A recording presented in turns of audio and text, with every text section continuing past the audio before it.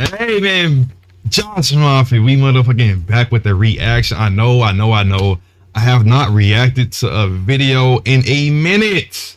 But we back. We gonna get straight into the video. And this video is how a child prodigy became a NBA legend. This is Luka Doncic. If you don't know about it, you gonna know today.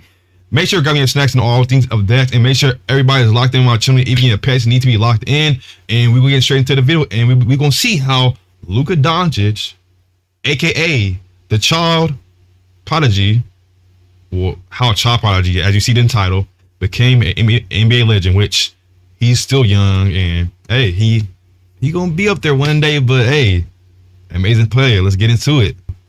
6 years and men. Before he turned 19, he won everything, but somehow he wasn't the first pick in the NBA draft. 6 years, crazy. Many records later, Luka Doncic is one of the most talented basketball players ever.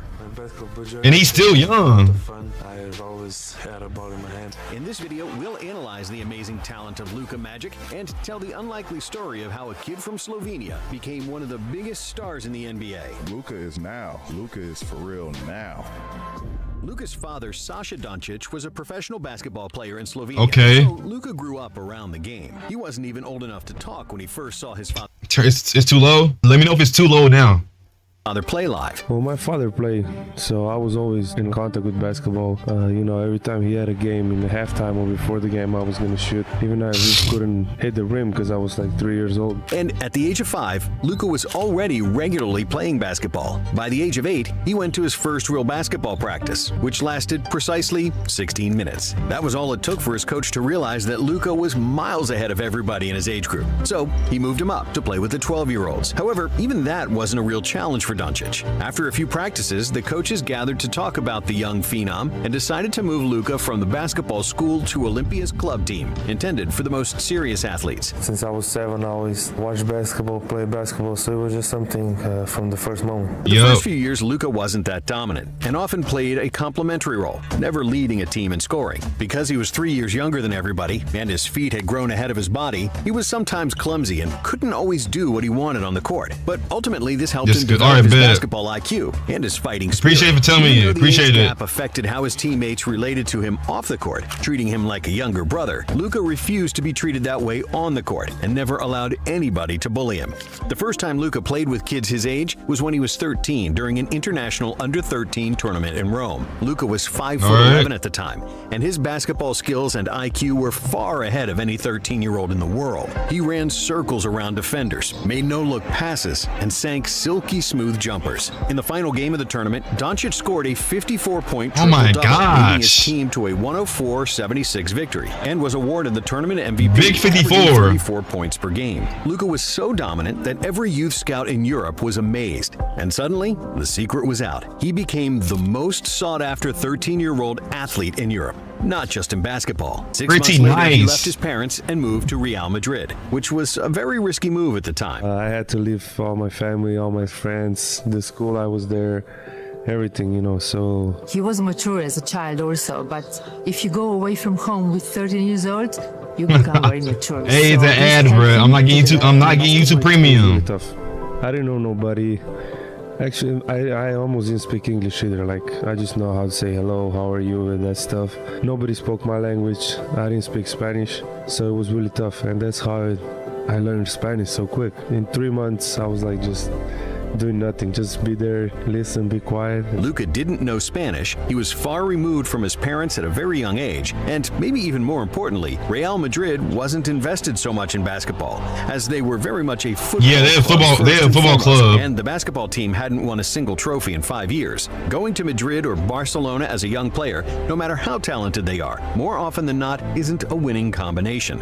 And the number of young players who go there and never play for the first team is huge. But Luka wasn't going to back down from a challenge. He again started playing with older kids, dominating youth tournaments and winning MVPs. He quickly learned the language and acclimated to Spanish culture. And after just 2 years, at the age of 15, he started practicing with the senior team. At 16, he made his debut for Madrid, becoming the youngest player ever to play for Real, and the third youngest debutant in league history. For the 2015-16 season, Doncic became a regular member of Real Madrid's senior team. And when he made his EuroLeague debut, he became only the 21st first player ever to play in the EuroLeague before turning 17. And he was 17. W, amazing. He was some passes that I don't even know how he was doing that. And his IQ was so good at 17. And then, in the 2016-17 season, Luka exploded. In December of 2016, before he even turned 18, Doncic became a Player of the Week in the Spanish League. And 4 days later, against Zalgiris, he was named MVP in the round of the EuroLeague, becoming the youngest player ever to do so. But it's not only the accomplishment that was impressive, nice. It's how Luka did it. He took 2 clutch shots in the last minute of the game like a cold-blooded vet, making both to win the game. Just smacking them bitches. Luka also wasn't just some reserve that got hot. He was actually a starter and the best player on the floor in the strongest competition in Europe. No 17-year-old should be able to take over a game like that, wave off his teammates in the clutch, and take those shots with no fear. But Luka was just pulling the bitch up and just smacking them. Always playing against more experienced competition. By the end of the season, he was named EuroLeague MVP of the round 3 more times, was awarded the EuroLeague Rising Star by a unanimous vote, and claimed the Spanish League Best Young Player Award. After the season, Luka joined the Slovenian national team to compete in the 2017 Eurobasket. There he formed a backcourt with Goran Dragic, a guy that used to play with his dad when Luka was just a 6-year-old ball boy. He was like 2, he would come and watch, he would be at practices. When he was older, like 8, 7, he would be a ball boy or come watch the game. So fast forward 11 years, and they formed the best backcourt in Europe, where Dragic drove the opposing guards crazy with his speed, while Luka dissected defenses with surgical passing. And while Dragic was clearly the best player on the team, Slovenia actually looked more stable when Doncic organized the offense, making perfect decisions on almost every possession. In Slovenia's 103-97 win over Latvia in the quarterfinals, Luka scored 27 points and grabbed. I remember when he was on the Euro team for the against Spain. He recorded 11 points, he was 59 overall. 8 assists. They did him dirty. And Slovenia won again. In the final against Serbia, Luka had 8 points and 7 rebounds. He takes it all the way. How about that from Luka Doncic? Before exiting the game in the third quarter due to an injury. But Dragic was an unsolvable mystery for everybody. And look at him now. 35 points, Slovenia won gold.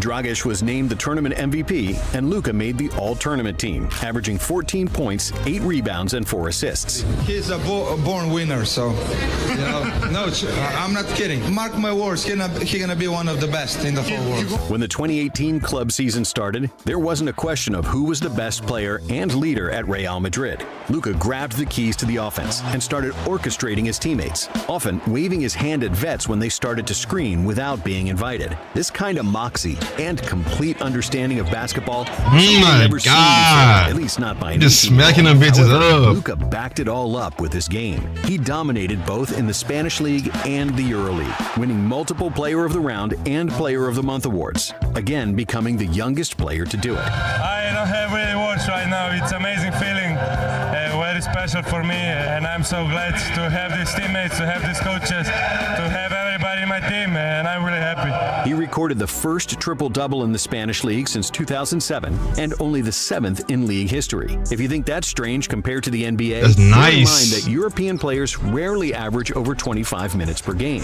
Throughout the season, Luka hit multiple game winners and clutch shots, and it seemed like he could do no wrong. Oh my gosh! Doncic led Real Madrid to the EuroLeague title, becoming the youngest player ever to win MVP of the Final Four, and the youngest ever to win regular season MVP. After that, he did the same thing in the Spanish League, leading Real to the title. Luka is just that guy. It's amazing, it was really hard to get here. The whole season, I always say, I think this was one of the best seasons in EuroLeague. Anything could beat you, so I'm very, very happy to be here and play this final. In just 3 years of being a pro, Doncic became the LeBron of European basketball, a guy who doesn't need any actions called for him and can run the entire offense by himself.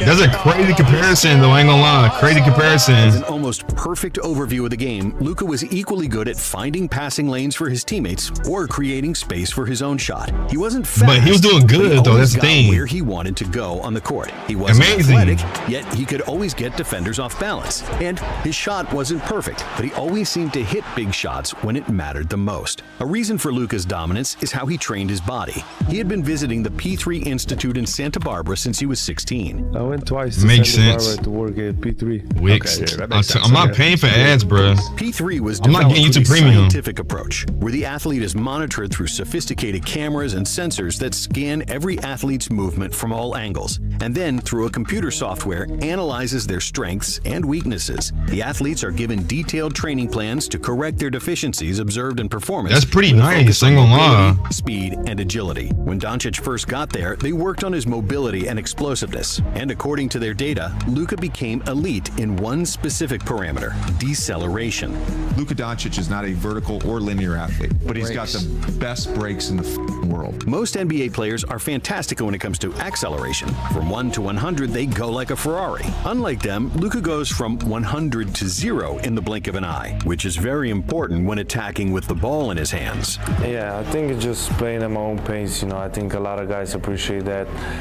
It's been different, than some guys. They're really athletic. I wish I was, but playing at my own pace is what gives me some moment to think. And despite Luka breaking nearly every record in the second best league in the world, winning all the titles, hitting big shots, and leading grown men at the age of 18, many NBA GMs believed he wasn't better than some college basketball players. What? He literally carried, and I'm not gonna say like nobody else did anything, but like, come on, bro. He did multiple things. And you're talking about he's not better than college when he was playing in literally a professional grown man league. Come on, bro. Y'all can't disrespect Luka like that, bro. Come on. Believed Luka's game wouldn't translate and that he was too slow for the NBA. And that's how That's Doncic crazy. fell away to the third pick in the draft to the Atlanta Hawks, who would subsequently trade him That's to the Mavericks crazy. for Trae Young. But even the Mavericks, who wanted to draft Luka all along, believed in his talent, and they had been tracking him since he was 13. They didn't even fully grasp his greatness. So much so that Luka didn't even start at point guard in his rookie season. Instead, he shared ball duties with Dennis Smith Jr., the previous year's lottery pick and all-rookie selection. Luka made his first start at point guard 6 weeks into the season, when Smith missed a game due to injury and recorded 15 points and 8 assists in a home win over the Celtics. Luka got it back. Luka looking for an outlet. That's what I'm saying. 20 points, 7 rebounds, and 7 assists during an 11-game stretch in December. Look at him doing After which, good. the Mavs realized they had, by far, the best player in the draft. In January, Luka became the youngest player ever to record a triple-double, and the first teenager Yes, in he NBA was, history honestly, with a Ski, he 30-point was. triple-double and multiple triple-doubles. Doncic was just the 5th Proving him player wrong. in Look at NBA that. history to average at least 20 points, 5 rebounds, and 5 assists in his rookie year. First of all, I would like to make the playoffs, but personally, I think every rookie wants to win Rookie of the Year. And he was just 2 votes shy of being the 6th player ever to win Rookie of the Year unanimously. He's past that next step after his first season. Like, you knew Luka's gonna be that guy, and he's that guy now. Early in his sophomore season, he became the fastest player to reach 2,000 points in the NBA, 5 games faster than LeBron James, 10 games faster than Durant and Carmelo, and 75 games faster than Kobe Bryant. Once he got acclimated to the NBA, Luka became not only the most important piece in the Nice Mavericks ass comparison, system, too. he was the system. A guy who pulled all the strings and made everything go. Doncic averaged 29, 9, and 9 for the season and made the first-team All-NBA, becoming just the 2nd player behind Tim Duncan with that honor in his first 2 seasons. But when the playoffs started, Luka took it up a notch. In his first playoff game against the Clippers, he scored 42 points, which was the most That was in the ever bubble, an I remember NBA it. playoff debut. In Game 4 of the series, Luka became the youngest player in NBA postseason history with a 40-point triple-double, scoring 43 points, 17 rebounds, Oh my and 13 gosh. assists, including this dagger for the win. Back to Doncic. Doncic pulls up, three-pointer. Bang! Bang! It's good! Doncic He had wins Patrick the game. Beverly in a However, the Clippers Oh, still no, he proved had too him strong lost for in that Dallas, motherfucker. winning the series in 6 games, despite Luka averaging 31 points, 10 rebounds, and 9 assists. In his 3rd year, Luka continued to break records, again making first All-NBA team and finishing 6th in the MVP voting. Dallas again matched up with the Clippers in the first round, and Doncic was even better this time, averaging 35, 8, and 10. But the Mavericks lost again, this time in 7 games. And just like with all great players, players, doubters started to arise. How come Luka is so great but can't win in the playoffs? But the only difference between Luka and Michael Jordan, for example, is that Luka got that criticism earlier than anybody, since he was still only 21 years old. And when the 21-22 season started, Luka came back with a vengeance. In 2 back-to-back games against the Clippers, his favorite customer, Doncic scored 96 points, including a career-high 51. During February, Luka became the first player in NBA history to average 30 points, 10 rebounds, and 8 assists per game, while shooting at least 40% from three-point range in a calendar month. And he once again made the All-NBA first team. But even more importantly, the Mavs finally started winning in the playoffs. They got past the Jazz in the first round, which secured them a tough matchup against the defending Western Conference champion Phoenix Suns. It was a tough, evenly matched series, with the home team winning each of the first 6 games. Game 7 was played in Phoenix, and the world expected the Suns to advance. Instead, we saw a complete abomination and a total blowout. 27-point lead, down goes Johnson, 3, oh no, they're shredding him. At one point, the Mavs had a 46-point lead, and Doncic sunned Devin Booker, who openly mocked him in the previous game. However, in the conference finals against the Warriors, despite averaging 32 points per game, the Mavs were overmatched, and they lost the series in 5. In the 2023 season, Luka set a career high in points, 60, and rebounds, 21, becoming the first player in NBA history to record a 60-point, 20-rebound triple-double in a 126-121 victory over the New York Knicks. Got the rebound in a one motion, put it up. I mean, you can practice that 100 times. It won't happen. It won't happen, right? Right. Incredible. And the only player other than James Harden to record a 60-point triple-double. And despite setting several other records and another first-team All-NBA, the Mavericks missed the playoffs altogether, even after they added Kyrie Irving. Everybody wants to win the championship. I want to win the championship here. So it's our goal. Every season is the same goal. But it's a lot of work to do. This brings us to 2024, in a year where Luka made another step forward and further improved his game. He improved his averages to an unreal 33.9 points, 9.8 rebounds, and 9.2 assists. Yeah, I remember he plays that game too, Ski. In a January game against Atlanta, Luka torched the Hawks. He really likes that for real. 73 points, the 4th highest scoring game ever, and the first 73. Oh my gosh, 75% or better from the field. Just insane. I was just crazy. Whatever the defense give me. In the second half, they double me all the time, so I tried to make some plays. So then sometimes I would just break the double. So just seeing the game. For the entire season, Luka disintegrated every defense like rust disintegrates iron on an abandoned ship, slowly and relentlessly. His footwork has become so masterful that almost every step has its own meaning. One is tiny, the second a bit bigger, the third lulls you to sleep, and with the fourth, he's gone. Jab, jab, jab, right hook, KO. His understanding of space and basketball geometry, combined with his perfect handle, amazing footwork, and big body that constantly leans on opponents and pushes them out of balance, it's like basketball art. The full speed to the decel, how much are you practicing that? When did you develop that? I didn't practice that. I just call it the slow step, but I never really practiced that one. This will not be Doncic's last scoring title, and he'll continue to break records for sure. Like he's done all his career. Luka is only 25, but even if he retired right now, he's already one of the greatest to ever do it. Thanks for watching Nonstop, and if you like this one, check out this video. Let me know, if Luka retired right now, would he be one of the greatest? I won't say it's a reach, but like, I mean, he did do a lot of shit. You know what I'm saying? He did do a lot of shit. But that is the end of the video, how a child prodigy became an NBA legend.